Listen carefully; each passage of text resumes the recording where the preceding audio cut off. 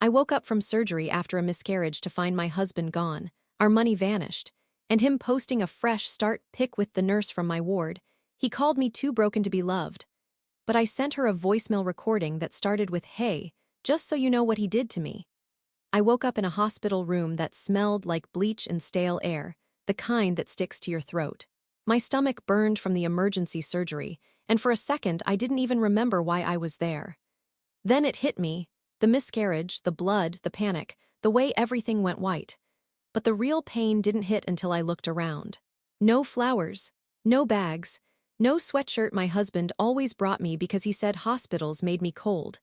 Just an empty plastic chair in the corner and the dim buzz of the hallway outside. I grabbed my phone from the tray. It was dead, so I plugged it in. When it finally flickered on, notifications exploded across the screen like grenades.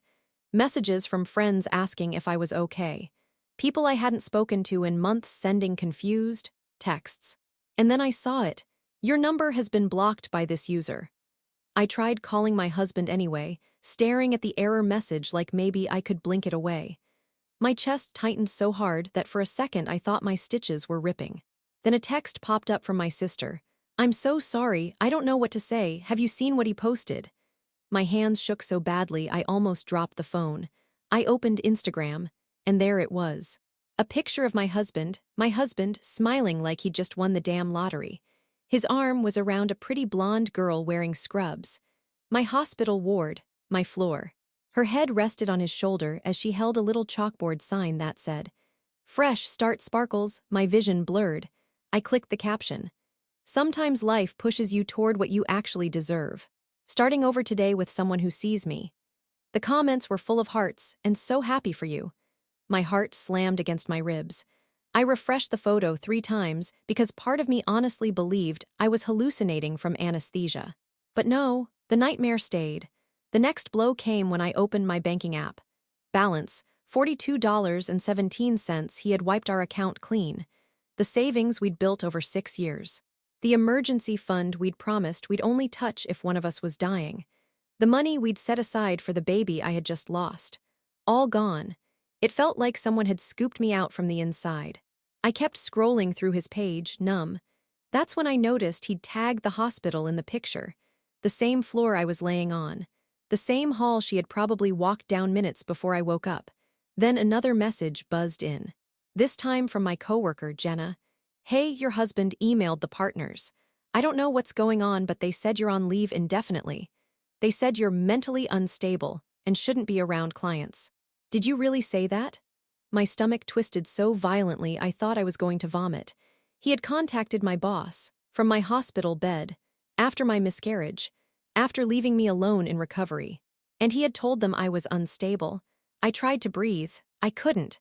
So I did the only thing I could do. I checked my voicemail.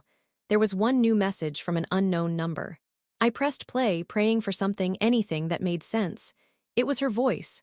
The nurse. Her voice was soft, almost smug. But what she said made my blood run cold. And right before the 30-second mark, I heard my husband in the background. Laughing. The voicemail started with the words that would change everything. "She'll never see it coming," before all of this. The miscarriage, the surgery, the voicemail that still rings in my skull. "I would have told you my marriage was solid. Not perfect, but sturdy in that we've been through enough to know we'll survive anything kind of way."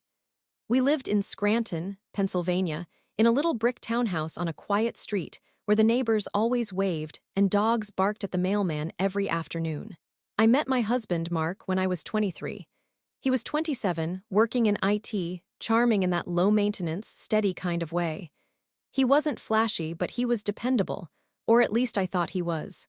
People always said he looked at me with this soft sort of love, that he adored me, that we were one of the good couples. I believed it.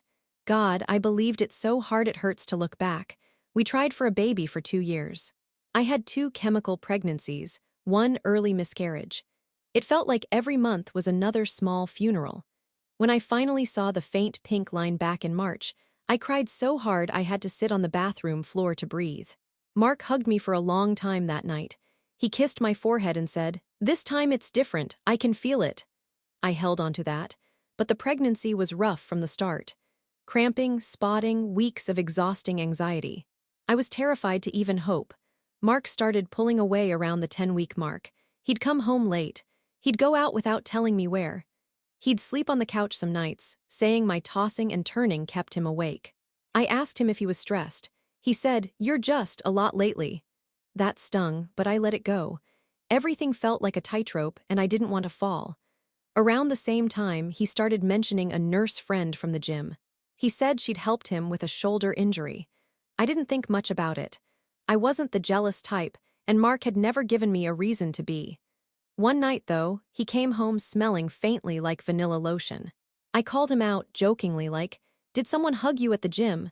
He reacted weird, too defensive, too fast. We brushed it off after an argument that didn't go anywhere. I convinced myself I was being paranoid because of the pregnancy hormones. Then came the day I lost the baby. I was 12 weeks. The cramps started in the middle of a grocery store. I remember grabbing onto the cart because it felt like my body was splitting. When the bleeding became too heavy, I called Mark. He said he'd meet me there. I thought he meant the ER. He didn't. He showed up almost an hour later. By then, everything was a blur of IVs and panic and doctors' voices. They rushed me into surgery. I remember crying into his chest before they wheeled me away, and I swear I felt him hesitate before he hugged me back. When I woke up groggy and hurting, he wasn't there. The nurse said he had stepped out. I assumed she meant to get food or make calls, but now I know he had already left. He had gone home. Packed. Deleted me from his life like I was a corrupted file he couldn't fix. Looking back, there were signs everywhere, tiny cracks in the foundation I ignored because I wanted us to be okay. I wanted the baby to anchor us. I wanted the future we planned. But that voicemail, "She'll never see it coming," that wasn't the voice of someone who drifted. That was someone who plotted. I didn't sleep the night I heard that voicemail.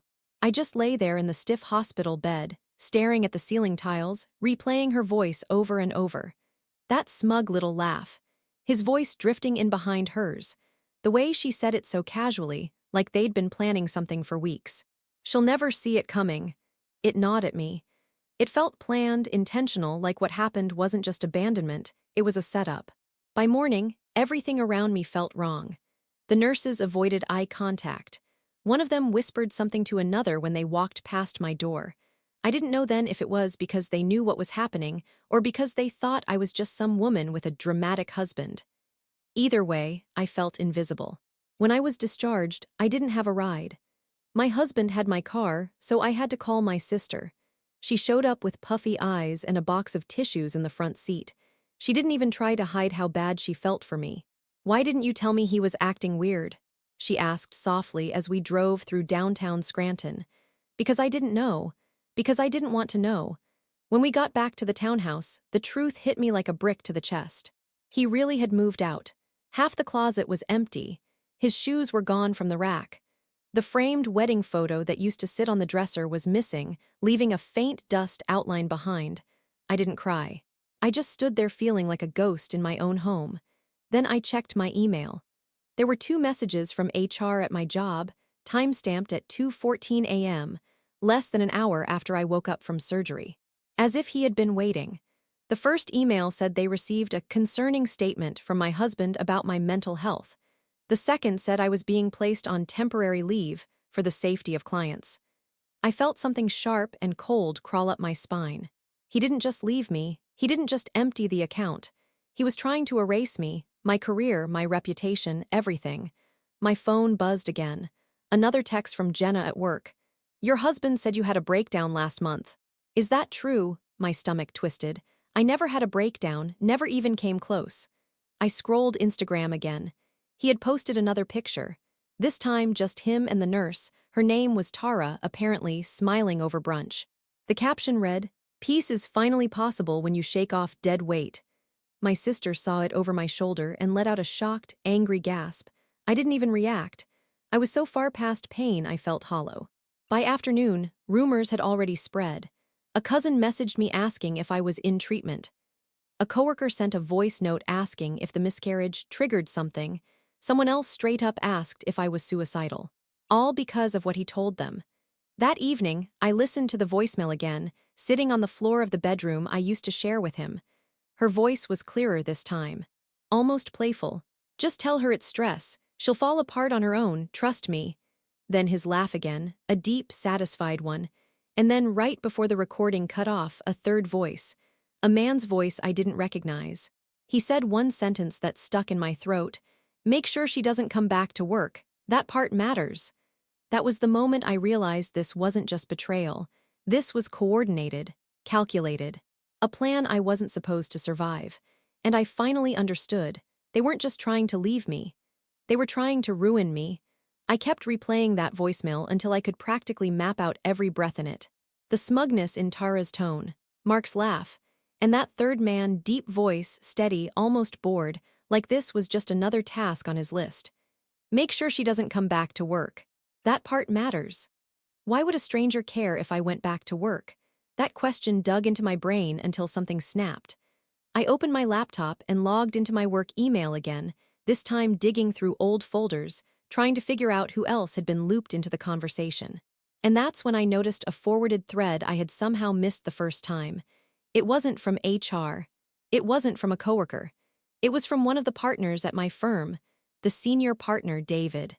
The man with the same cold, steady voice I heard at the end of the voicemail. That sinking feeling came back. Hard. The email was short but brutal. Given the circumstances described by her husband, I agree she should not return to client-facing work. Effective immediately. Circumstances described by my husband, by Mark, to a senior partner after midnight on the night of my surgery. I scrolled down. There was an attachment, a PDF. My heart stopped when I opened it. It was a signed statement, purporting to be from me. In it, I allegedly confessed to breakdowns, emotional instability, episodes of paranoia, and irrational behavior at work. There were even sentences about me needing help and being unable to cope with daily functions. It wasn't my writing. It wasn't my phrasing. It wasn't even close. But it had my digital signature, forged. My hands went ice cold. I kept scrolling, shaking so hard I had to steady myself on the bed. At the bottom of the PDF was a witness signature. Tara L. McCarthy, registered nurse. The nurse, his girlfriend, his witness. She had sworn under penalty of whatever nurses swear under that she had seen me during an episode. She described symptoms. She dated it. She added specifics about my miscarriage before it even happened. The betrayal wasn't just personal anymore. It was professional, legal, organized. I couldn't breathe. My husband and the nurse had conspired to make me look mentally unstable, and they'd roped in someone powerful at my job to help bury me. But there was more. Another forwarded message showed Mark had sent files from my personal laptop, files he could only get into with my password. Budget spreadsheets, notes, emails. He'd taken everything he needed to make me look like I was unraveling. Then came the worst one, the one that made my skin crawl. A draft email Mark wrote to HR, time-stamped 3 weeks before the miscarriage, outlining his concerns about my mental state. 3 weeks before, he planned this before I even lost the baby. I felt something inside me break. Not the messy, crying kind of break, no, this was clean. Cold. A snap that left me staring at the screen with a numb, steady rage. And then I saw the attachment in the draft, a photo of me sleeping, vulnerable, stomach barely showing, hand resting over the barely there bump. He captioned it, "Proof of her unstable sleeping patterns." Not a joke, not sarcasm. A real submission. Something twisted and rotten curdled in my gut. Who plans to destroy their wife while she's pregnant with their child? Who sits next to her at ultrasounds knowing they're preparing an exit strategy built on lies? And then, because life loves timing, my phone buzzed. A text from an unknown number. "You should have just stayed quiet. It's already done." No name, no emoji, just that. And my blood ran cold because the last 4 digits looked familiar. It matched the hospital's internal nurse line. Tara's line. I stared at that text. "You should have just stayed quiet. It's already done." My hands weren't shaking anymore. Something in me had shifted from grief to something sharper, something steadier. They wanted me quiet. They wanted me erased. So I did the opposite. First thing the next morning, I drove to my sister's apartment in Dunmore because I didn't feel safe staying in the townhouse anymore, not with Mark having keys and God knows who else now looped into their little operation. As I packed a duffel bag, I kept thinking about the timeline. Mark had drafted emails about my mental instability 3 weeks before the miscarriage. Tara had signed a false witness statement. A senior partner at my job, David, had approved everything without a single question. 3 people, 3 different angles, one coordinated story. This wasn't some affair that got out of hand. This was a takedown, but they made mistakes, arrogant mistakes. And I planned to rip those mistakes open until daylight poured through them. The first move: secure everything. At my sister's place, I spent hours changing passwords, enabling 2-factor authentication, and locking down my email, bank accounts, social media, the whole digital fortress. I reported the forged statement to our HR system as fraudulent. Then I exported every file Mark had sent to the firm so I had proof of what they were claiming. The second move: document everything. I transcribed the voicemail word for word. I screenshotted the Instagram posts. I saved the text messages. I printed the forged PDF and highlighted every sentence that referenced something impossible or untrue. My sister watched me from the kitchen table like she didn't recognize me. I didn't blame her. I didn't recognize myself either. "You're scaring me," she said finally. "I'm done being scared," I answered. "Now they should be." The third move: find a lawyer. Scranton isn't a big city, people know people. I called a woman named Rebecca Santoro, a sharp-tongued employment attorney my old coworker once described as the lawyer you hire when you want someone's career to crumble in slow motion. When I told her everything, the forged statement, the coordinated emails, the hospital connection, she let out a long, low whistle. "Jesus, this is layered," she said. "They tried to destabilize your entire livelihood. That's not just malicious, that's strategic." She asked if I had evidence. "Oh," I said, "I have evidence." She told me to come to her office the next morning. She wanted copies of everything, especially the voicemail. But that night, as I lay awake on my sister's pull-out couch, staring at the ceiling, my brain wouldn't stop spinning. Every detail kept looping back to one question: why? Why go this far? Why not just leave? Why sabotage my job, my reputation, my life? It didn't add up. And then I remembered something, the third voice in the voicemail. His tone: calm, professional. Almost like this wasn't personal at all. "Make sure she doesn't come back to work. That part matters, not she, not your wife. Just she," detached, clinical. I pulled out my phone and listened to the voicemail again. This time I paid attention to the background. There was a faint echo, like they were in a hallway or office. And a soft electronic beep, not a hospital monitor but something else. Familiar, rhythmical, like a door scanner. An office building badge reader, not the hospital, my firm. That man wasn't just some random voice. He wasn't a friend. He wasn't another affair. He was someone who wanted me gone professionally. Someone with something to gain. And suddenly everything snapped into place in the most horrifying way. This wasn't about love, or cheating, or marriage. This was about leverage, about removing me, about positioning someone else, someone close to Mark, close to Tara, close to David, to slip into my job, my accounts, my clients. This wasn't a messy breakup. It was a coordinated professional coup. And tomorrow, I was going to walk into that lawyer's office and start burning every one of them to the ground. I barely slept. By the time the sun started leaking through my sister's blinds, I was already dressed, sitting at her kitchen table with a folder thick enough to choke a shredder. Every screenshot, every email, every recorded message. But there was one thing I hadn't looked at closely enough: the metadata from the forged PDF. At 7:12 a.m., with coffee shaking in my hand, I opened it. Created on Mark's laptop, modified by D. Lawson Firm Admin Location. Internal server, partner directory. I froze. D. Lawson. David Lawson. The senior partner. The same voice. The same man who signed off on me being mentally unstable at 2:14 a.m., hours after my surgery. This wasn't a side favor for a cheating husband. He was involved, deeply, comfortably. But the next line stopped my breathing entirely. Original file owner, T. McCarthy. Tara, the nurse, the girlfriend. She didn't just sign the document, she created the draft before they slapped my forged signature on it. I felt my skin go tight. Every theory I had suddenly felt too small. Too tidy. This wasn't just the 3 of them being reckless. This was a pipeline. A pipeline of communication, documents, timing, all designed to strip me out of my job and install who? Tara, Mark, someone else. Why? What did they get out of this? I didn't have answers. Not yet. but part of me knew the truth would be ugly. When I got to attorney Rebecca Santoro's office downtown, she ushered me inside like she already smelled the smoke of a coming fire. I handed her everything. The screenshots, the texts, the PDF, the metadata report. When she got to the file owner line, she paused. Her jaw tightened. "Why the hell would a hospital nurse be drafting internal employment documents for a private firm?" she muttered. That question sliced straight through me. Why, indeed? She tapped her pen against the desk, her eyes narrowing. "It's like someone told her exactly what to write," she said. "Someone on the inside." I swallowed hard. "David?" Rebecca didn't answer. Instead, she pulled up Tara's public nursing license database. It took 10 seconds. Tara wasn't just a nurse.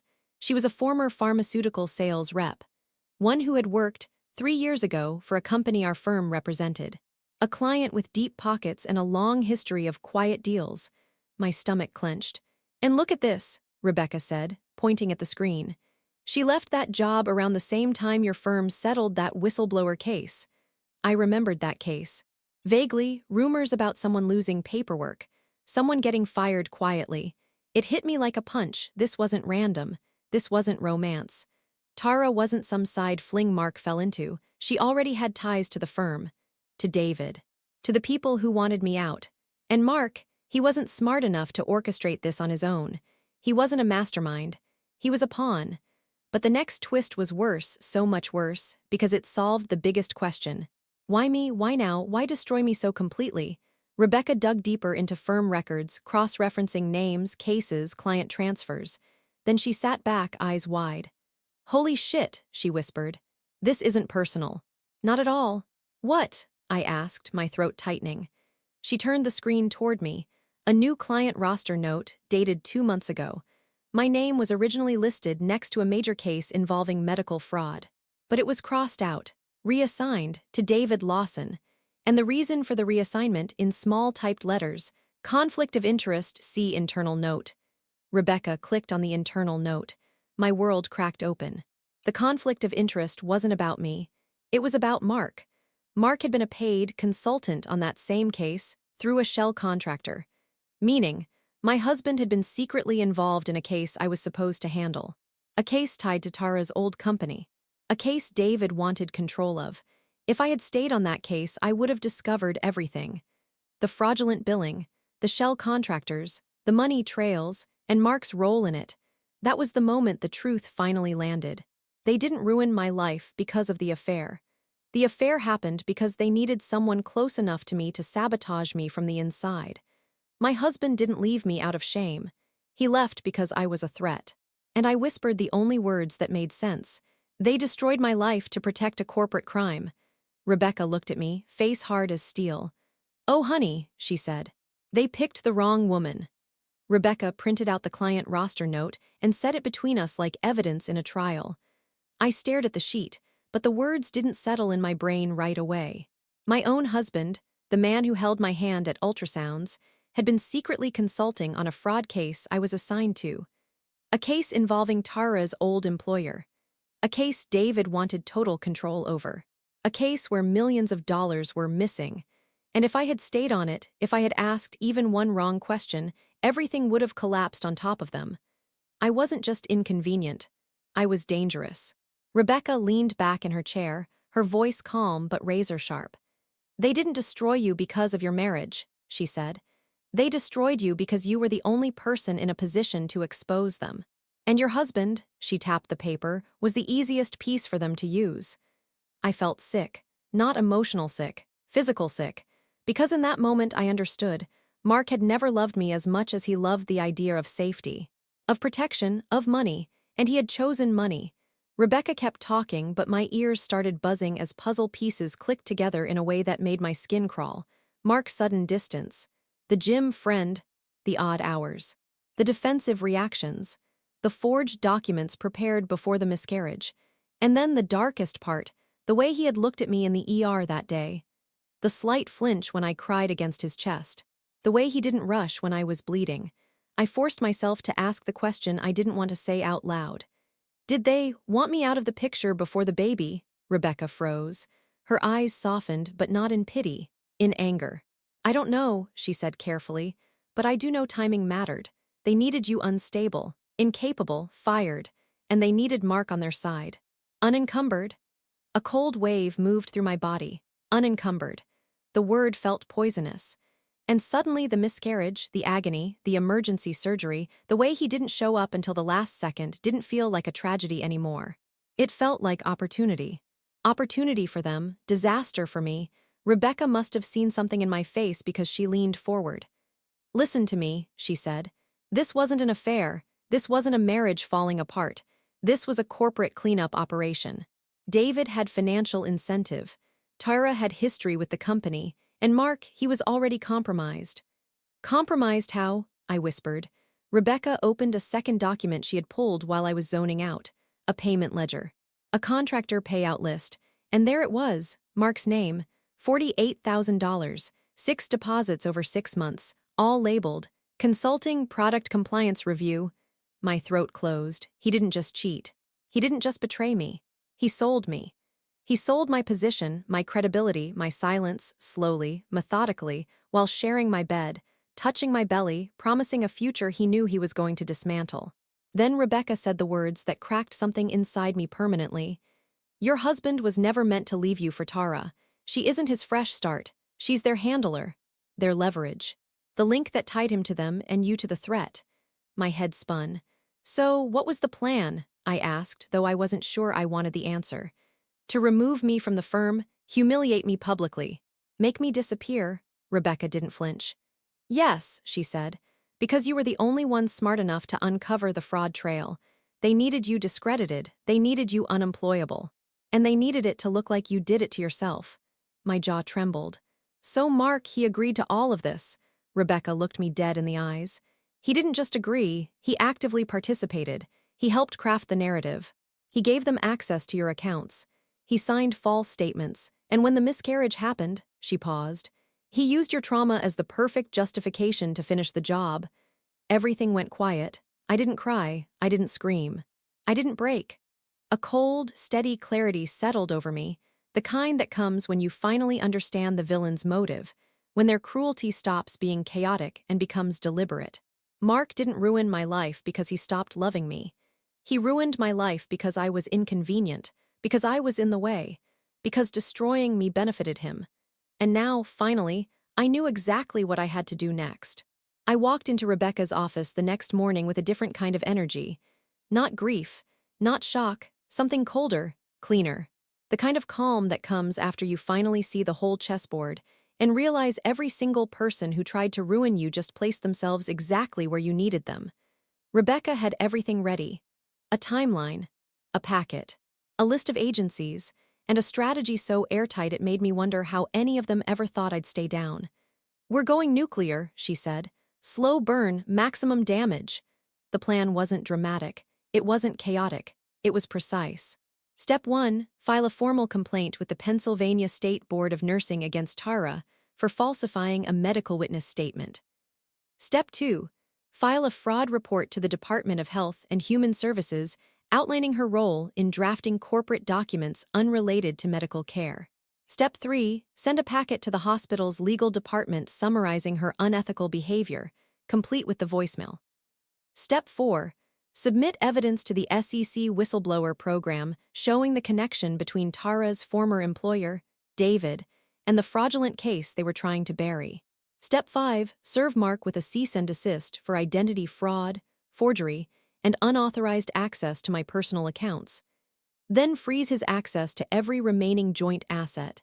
Step 6, inform my firm's ethics committee that David knowingly suppressed conflict of interest disclosures, reassigned a major case under false pretenses, and coordinated a character assassination campaign against an employee. Rebecca said it plainly. His career won't survive this. Neither would Tara's. Neither would Mark's fragile shell contract gig. And the company they were protecting, they were about to be audited so hard they'd be coughing up documents like blood.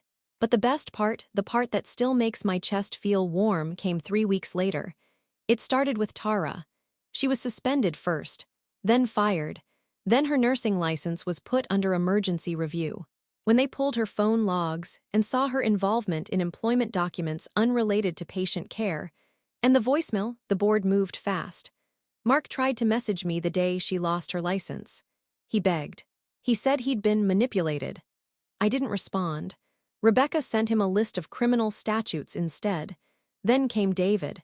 My firm tried to bury the ethics complaint, but SEC whistleblower investigations don't care about office politics. They came in quietly, asking for files, case notes, emails. 2 weeks later, David voluntarily resigned, which is corporate language for he was caught. And Mark, he lost everything. His contractor payments were frozen. His involvement in the fraud case was flagged. His bank accounts were subpoenaed. IRS agents interviewed him. A civil suit was filed in my name for identity theft and forgery. And the best twist, he had already burned every bridge for Tara, who no longer had a job or a license or a reason to protect him. I didn't need revenge that involved screaming or dramatic confrontations. I wanted consequences, and I got them. Quiet, legal, permanent. It took 6 months before I felt like a person again. I moved out of Scranton, started fresh in Pittsburgh, took a new job where my references came from people who actually respected me. My scars healed slowly. My trust took longer. But I rebuilt myself from the ground up, without him, without them, without the poison they pumped into my life. And sometimes when I replay everything, I hear that voicemail again. She'll never see it coming. They were right. I didn't see it coming. But they sure as hell didn't see me coming either.